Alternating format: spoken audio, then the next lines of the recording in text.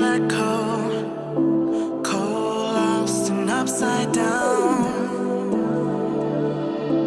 Faces swirling past me, all my memories rolling vastly. Cold, lost beneath the ground.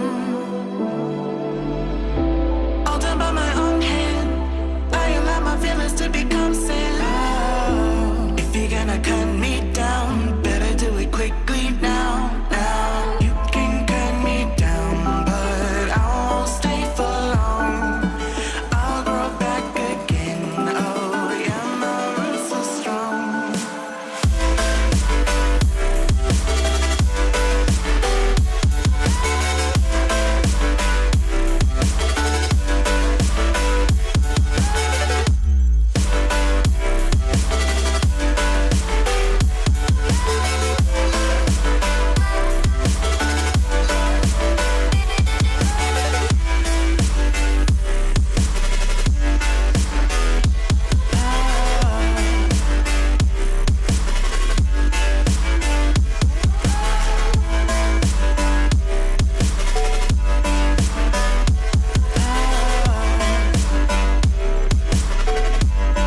My roots are strong.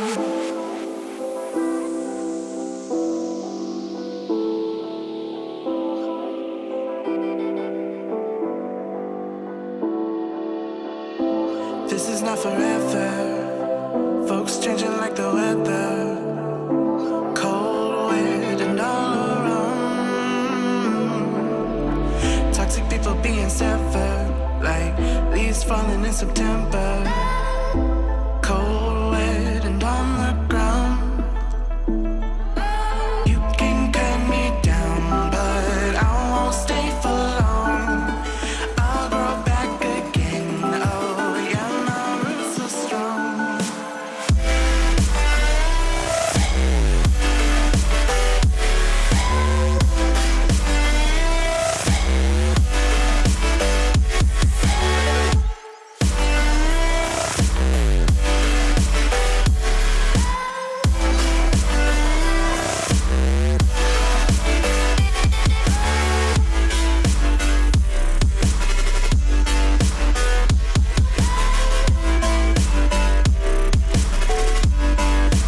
roots are strong.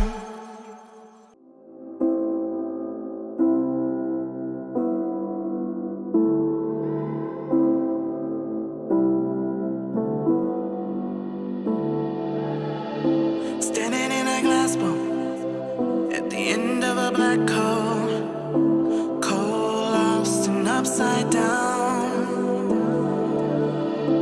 Faces swirling past me, all my memories rolling vastly. Cold, lost beneath the ground.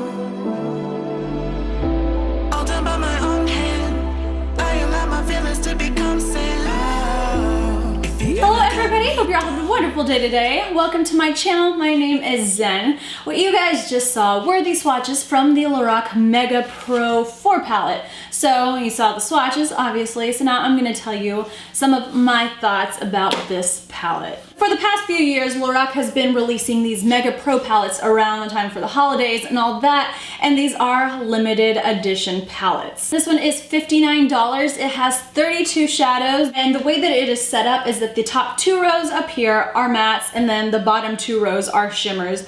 Please forgive the way that this looks. It's all dirty from my swatches, and it drives me crazy. So if you're unfamiliar with Lorac's Pro palette shadows, for the most part, they are very buttery and smooth and they blend out easily and they're just really nice to work with. But one of the downsides to them is that they tend to have a lot of fallout, for me at least. And you could probably see in the swatches that there was a lot of shadow falling down there, like on the bottom part of my arm and onto the table. I might have made it appear like I was like really digging my brushes into the pans before swatching, but that's not the case. I just did a few taps and then applied it to my arms because I want my swatches to be as realistic as possible. Whenever I was doing looks with this palette to try and test it out, I think I did about 5 different looks with it, and every single time I had so much dust sitting on my cheeks that I realized I cannot use these shadows if I already have foundation applied onto my skin. I have to do it with a bare face, or else it will look like I dipped my face in a whole bunch of colors, and nobody wants that. Well, maybe. There are a few colors in this palette that have the same exact name as some shades that are in some of the other Pro palettes, but they are completely different shades. So I don't know why they recycled the names or anything, but I'll just let you know that they are different. I think every single shadow in this palette is new. So I was really excited to start playing with it. So the first look that I did, I started off with the blending color with Butterscotch, and then I noticed that whenever I put it onto my eyelid, I couldn't see anything. So I applied more color to try and build it up. Same thing, it looked like I applied nothing to my lid. I actually tried to use it as the transition color today. I have it like into and above my crease, but do you see it?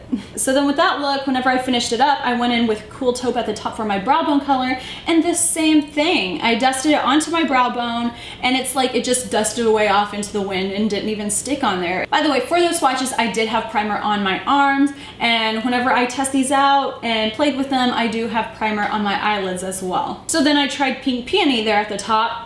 Same thing. So it's like Butterscotch, Cool Taupe, Pink Peony. Those ones all just really did nothing on my skin, and it was really disappointing. After I was done with that look, I was kind of disappointed with it, washed it off, tried a different look. I did pretty much this look right here, but I went into the crease with Blackberry, and whenever I did that and tried to blend it out, soften it up and everything, it just turned so muddy looking. I didn't go in with a lot of product. So the way that I work with my shadows is I start off with less, and then I build up and build up to the intensity that I like, because it's way easier to start off with not so much and build it up than it is to just go in with full-on color, because then there are like really no hopes of rescuing a look or anything. So I went in with Blackberry, and I didn't put that much, and even with that, it already turned muddy and gross, and it just wasn't a good experience. The shimmers, they apply nicely onto the lid, but they're kind of on the sheer side, I noticed. Like they can't really be built up that intensely with the ones that I used. Like the color Peacock right here, it swatched out so dark, and it's so dark in the pan, yet I feel that in the outer corner of my eyes, it's not really that dark. It's not as intense as I want it to be, and I kept going into it over and over, and it would not build up. Then the color Denim right here, I actually have that on my lids today, but once again, the color really sheared out into almost nothing.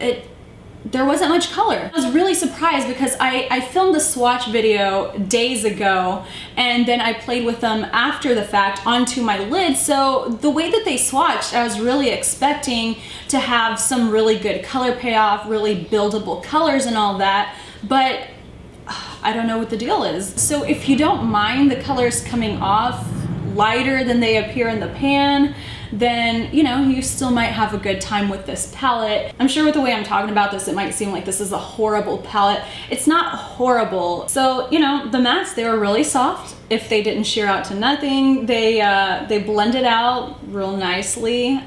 This little cluster right here minus the denim, I created a look with those, and I really liked it. Like Lorac shadows, they did blend out real nicely and easily. They weren't a problem where you had to sit there and blend, but just be aware that they can mix all into each other and just look kind of splotchy. So be very careful whenever you're going to blend them out. So you already heard my negatives about the shimmers, but what I will say about them, the praise that I will give them, is that you apply them onto your eyelids and they do glide on effortlessly. There weren't any that didn't want to transfer to the lid or anything, so that's good. It's just, with this palette, I feel that you just have to be willing to put a little bit more effort. So if you don't mind that, you might end up absolutely loving this palette. And this does have some really beautiful shades in it. It's just, to me, it's an okay palette. It's not one of my favorites. It's not something that I'm gonna be telling everybody that they need to go and get or anything. It's just okay to me. And please don't be offended. Everybody has different likes and all of that. If it doesn't work for me, it might work out for you. So if you're kind of on the fence about this palette, what I would suggest is going to Ulta. That's where they carry them. They're exclusive to Ulta. And going and playing with the palettes that they have there on display, swatching them out, seeing how they feel, how they blend, all that stuff. And hopefully that will help you guys decide. But anyway, guys, those are my thoughts. Any of you guys have this? If you do, I want to know what your thoughts are about it. If you guys loved it, I am so happy for you guys because I like when people like stuff, but it just didn't work out for me. If you have any questions, feel free to ask and I will try my best to answer for you. And also, if you enjoyed this, please do thumbs up, please subscribe if you have not already, and until next time, guys, goodbye.